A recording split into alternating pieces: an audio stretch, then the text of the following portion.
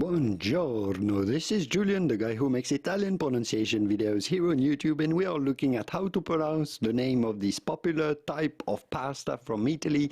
Yes, this is an Italian shape of pasta, almost as popular as the spaghetti. This is actually quite a long type of pasta shape, just like spaghetti, but with a flat section. How do you go about pronouncing this in Italian? No, it's not tagliatelle, or tagliatelle, but rather tagliatelle. Tagliatelle. The G in Italian followed by an L is silent, so do not say tagliatelle, but rather tagliatelle. You do want to insist on the double L. Tagliatelle. Tagliatelle pasta. Here are many more videos if you'd like to learn more about how to pronounce all of the different shapes of pasta, penne, farfalle, and many, many more. Ciao, ciao.